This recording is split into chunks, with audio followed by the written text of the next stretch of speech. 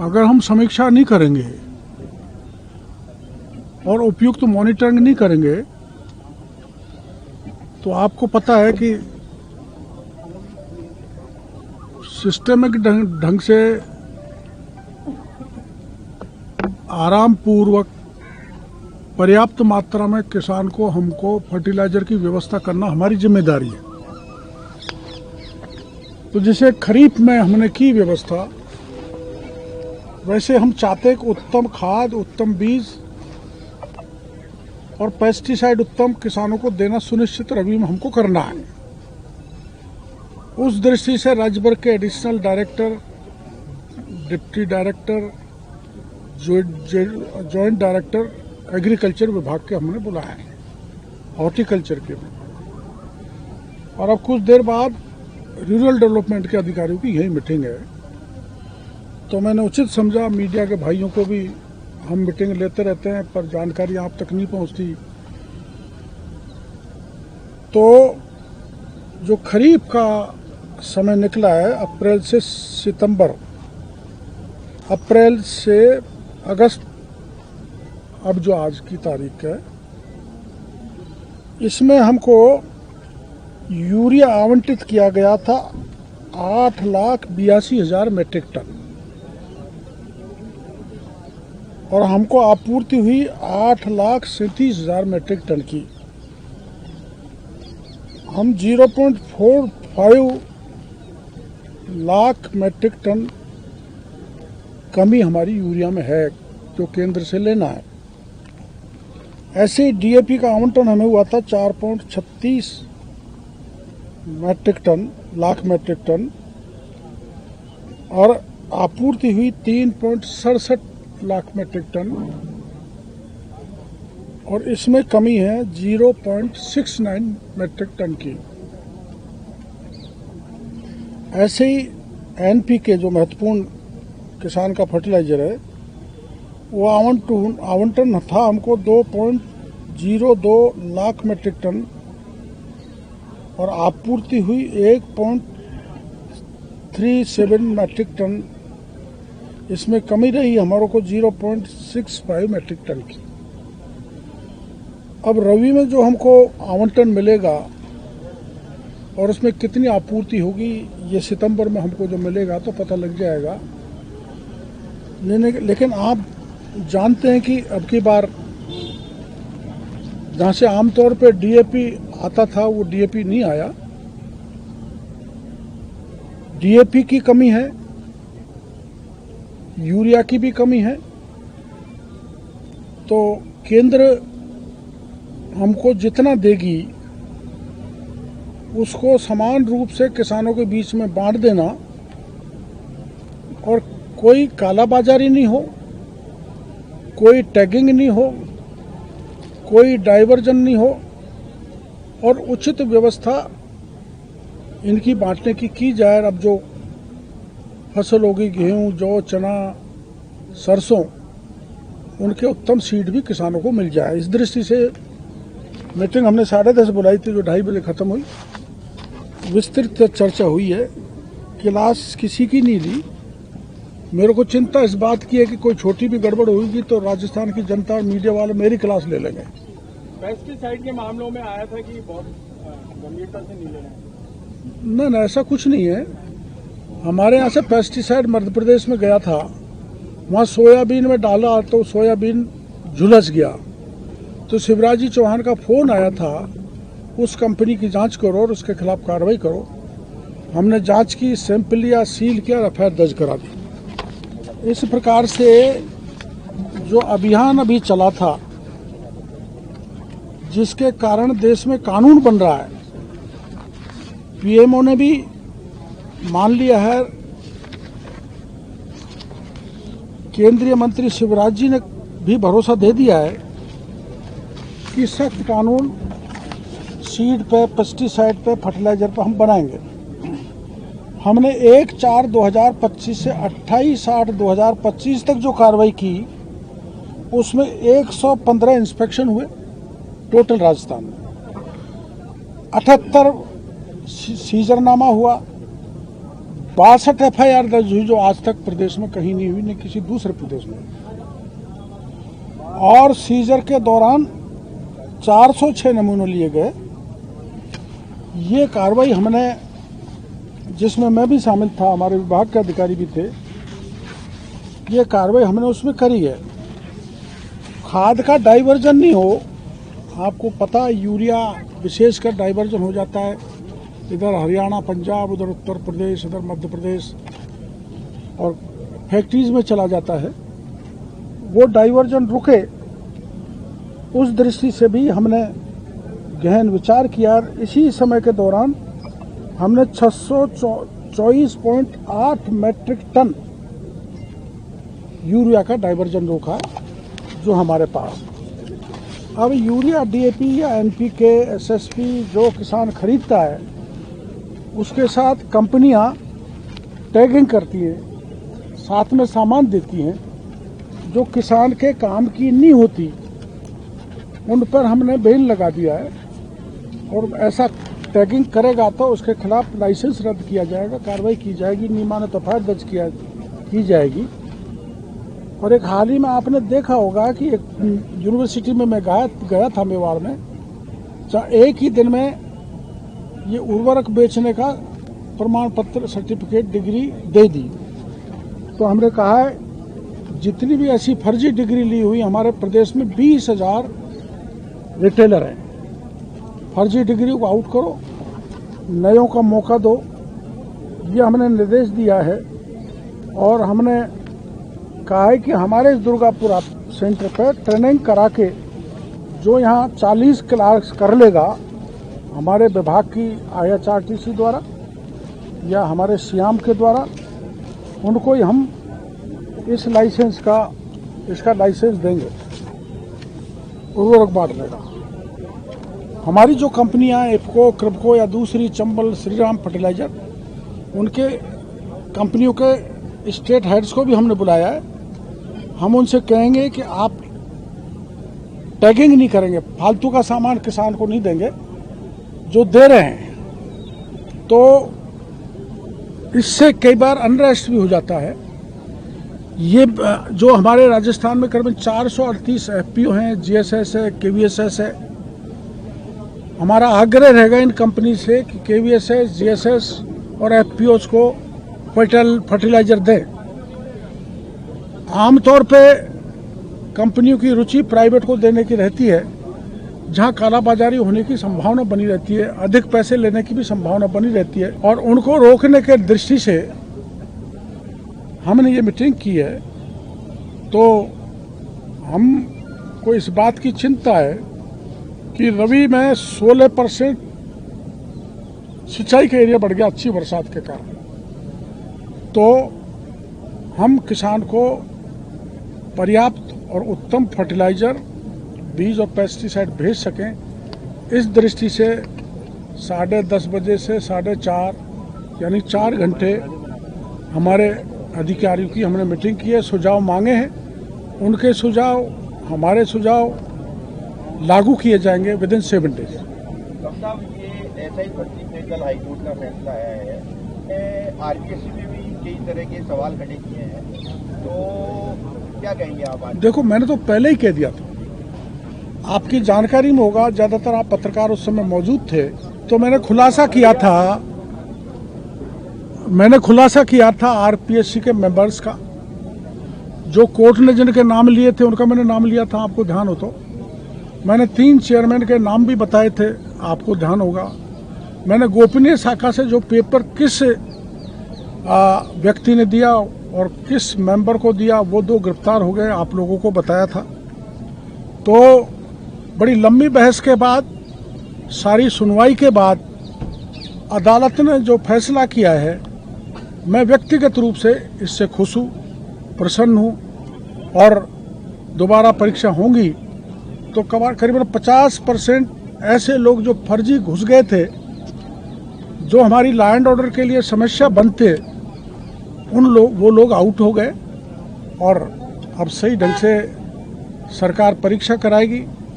और आप ये भी जानते हैं कि पिछले राज्य में 18 में से 17 पेपर लीक हुए, हमने उनका आंदोलन किया।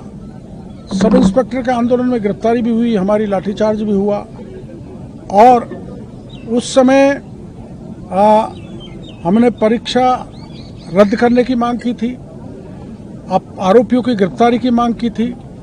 उस समय सरकार ने कार्रवाई नहीं की, किंतु भजन लाल जी की सरकार आने के बाद 58 फर्जी सब इंस्पेक्टर जेल में हैं, 2 आरपीएससी के मेंबर पकड़े गए, और जिस व्यक्ति ने 15 साल तक राजस्थान पर शासन किया उनके पीएसओ जेल के शिक्षों में हैं।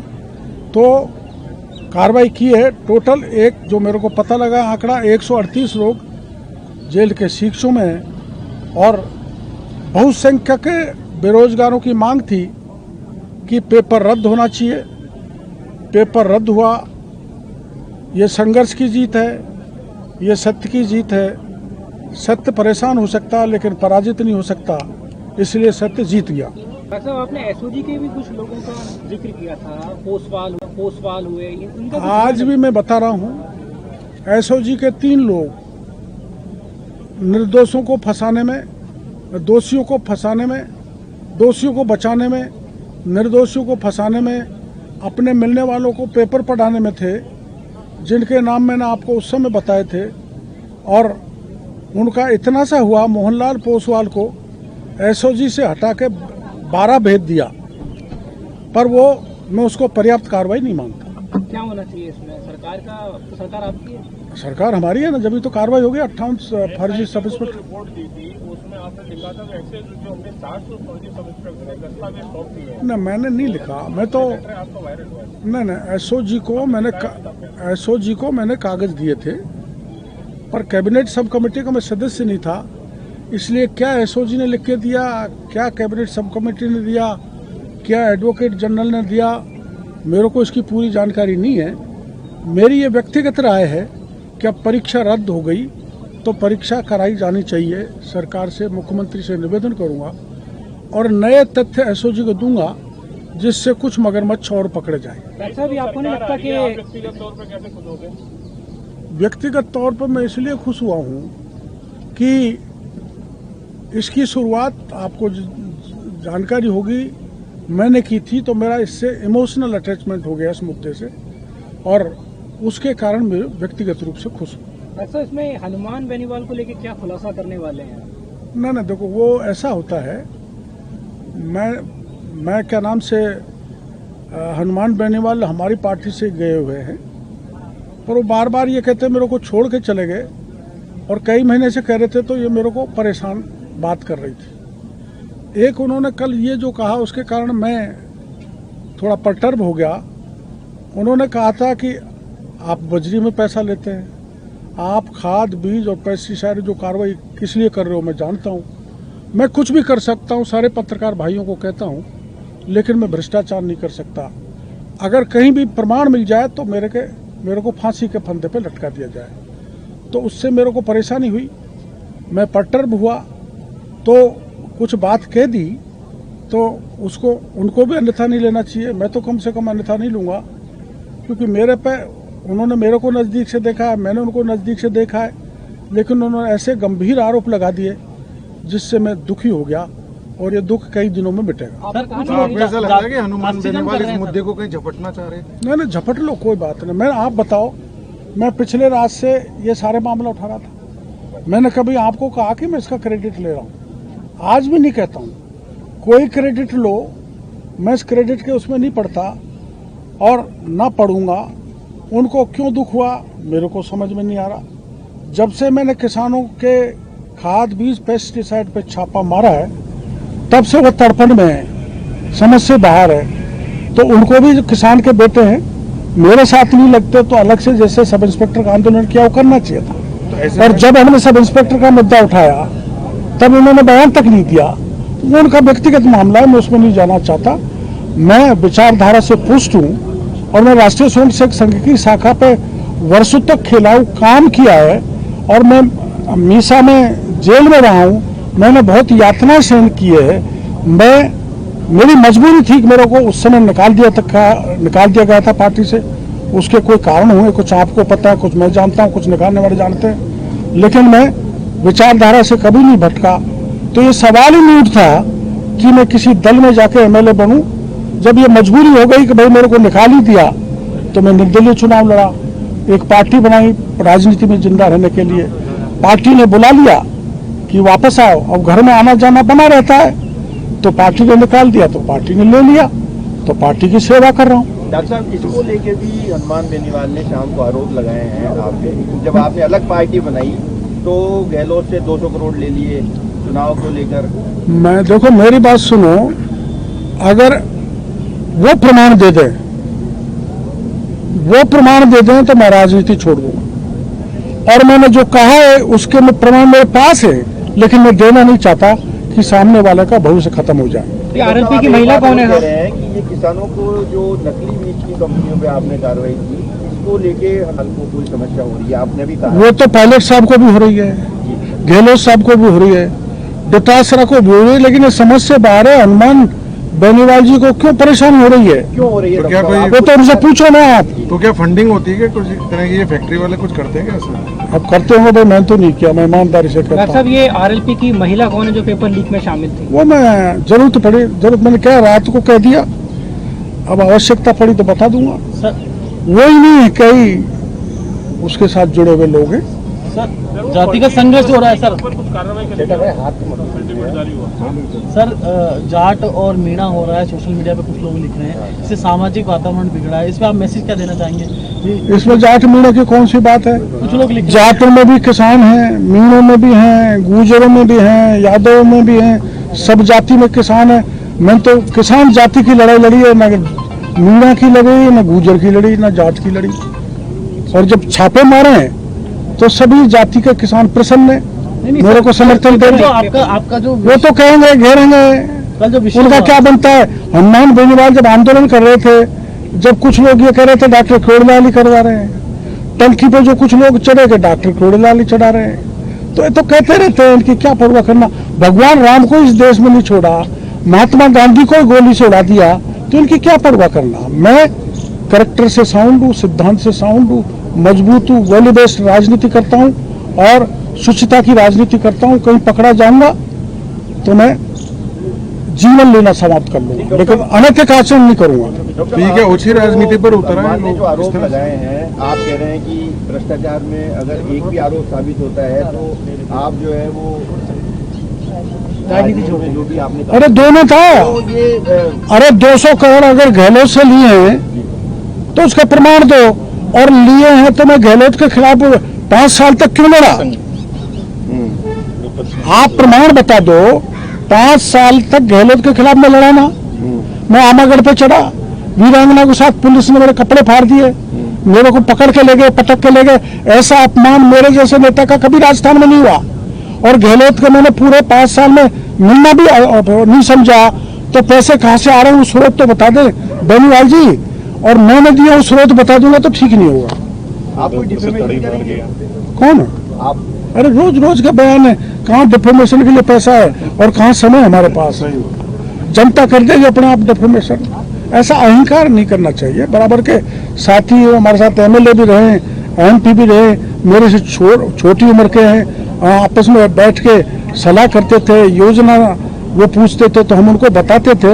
आखिर क्यों वो इरिटेट हो रहे हैं? क्योंकि कुछ जाट राजस्थान में मेरे पक्ष में कि ये पेस्टिसाइड सीड का और उर्वरक का किया है ना, वो बयान देने लग गए, मेरा स्वागत करने लग गए। अरे स्वागत तो उनका भी हमारे मीणा लोग बच्चे करते हैं, इसको क्या बुरा मान। नहीं पर बेनीवाल जी गाली दे रहे हैं, उनको समझाओ, वो आपके यार हैं। सर शिवराज जी ने आपकी तारीफ की है, उसके बाद लगातार कह रही कि ये नकली बीज और खाद पर हम एक्शन लेंगे, तो इस पर आप देखो ऐसा है, इन्होंने शायद एक सवाल किया था वो अपने भरतपुर वालों ने, अरे लोहागढ़ के मेवाड़ यूनिवर्सिटी 60 सीट चाहती थी एग्रीकल्चर की, वो हमने निरस्त कर दी। और मेवाड़ यूनिवर्सिटी का हमने खिलाफ एफआईआर दर्ज करवा दी। मेवाड़ यूनिवर्सिटी, कोई यूनिवर्सिटी फर्टिलाइजर सीड पेस्टिसाइड मेरे भाई का भी होगा, बीजेपी का प्रदेश अध्यक्ष का भी होगा, तो मैं नहीं छोड़ने वाला हूँ। ये है। हनुमान बेनीवाल किसी बात से आहत हुए तो मैं मीडिया के सामने उनसे माफी चाहता हूं, लेकिन मेरे खिलाफ कोई बयान दे तो पुख्ता प्रमाण के साथ दे तो मैं उसका जवाब दे दूंगा। बहुत प्यार करते हैं आपसे। प्यार करते हैं जभी तो भ्रष्टाचार का आरोप लगा दिया। भावुकता में नहीं है, मेरी बात सुनो। एक किसान, एक प्लान, एक फैक्ट्री, ये बता दो एक पाई भी लिए चाय भी पिए ना तो मैं राजनीति छोड़ दूं। पर कुछ लोग तो चाहते हैं आप लड़ते रहे हनुमान जी और आप, तो क्या दिक्कत है? कोई चाहते हो तो लड़ भी लेंगे जैसे कि उसमें क्या बात है? हनुमान बेनीवाल कह रहे हैं लात आप तो बड़े दाल बाटी चूरमा, मीडिया वाले सूरमा, कुछ ऐसे भी कह रहे या भजनलाल सूरमा। ऐसा ही भर्ती रद्द का जो आया है तो सरकार मायूस है, लेकिन किरोड़ी लाल जी खुश है। मैंने तो पहले ही कह दिया आपको, मैं तो खुश हूँ। और मैं मुख्यमंत्री जी से, प्रमुख लोग जो सत्ता में हैं, आपकी ये सरकार मायूस, उनसे मैं कहूँगा कि भाई अब आगे अपील फपील में मत जाओ, परीक्षा कराओ। ऐसा कोई बोल सकता है क्या? मैंने 8,000 के बजरी का कोई बोल सकता है क्या? मैंने कहा था मुख्यमंत्री बनते ही कि परीक्षा रद्द होनी चाहिए, कोई बोल सकता है क्या? मैं खुले में जाके कार्रवाई कर रहा हूँ, कोई कर सकता है क्या? सर गजेंद्र सिंह शेखावत ने भी तारीफ की है कि हाईकोर्ट का जो निर्णय बहुत अच्छा है, काबिल तारीफ है केंद्रीय मंत्री। तो भाई उनको अच्छा लगा होगा तो उन्होंने तारीफ कर दी, हमको अच्छा लगा तो हमने कर दी। पार्टी का स्टैंड नहीं है। पार्टी का मैंने पता नहीं किया क्या है, मैं तो इस मीटिंग में सुबह से ही लग रहा हूँ। आप पार्टी के बहुत नजदीक हो, आपको स्टैंड पता होगा। आरपीएससी के मेंबर्स पे, चेयरमैन पे भी हाई कोर्ट ने सवाल खड़े किए। मैं आपके बीच में फिर मांग कर रहा हूँ, जो एक तरह से लक्ष्मण रेखा को क्रॉस करने का काम कर रहा हूँ, मर्यादा भंग कर रहा हूँ, कि मैंने 3 आरपीएससी के मेंबर और 3 आरपीएससी के चेयरमैनों के प्रमाण दिए थे। मीडिया के थ्रू मैं मांग करता हूं कि उनको गिरफ्तार किया जाना चाहिए। और मैं ये भी मांग करता हूं कि आरएस का पेपर बड़े पैमाने पर लीक किया था, वो शिव सिंह राठौड़ को भी जांच करके उसको गिरफ्तार किया जाना चाहिए। और कौन फर्जी आरएस राजस्थान में नौकरी कर रहे हैं उनको निकाल के बाहर करना चाहिए।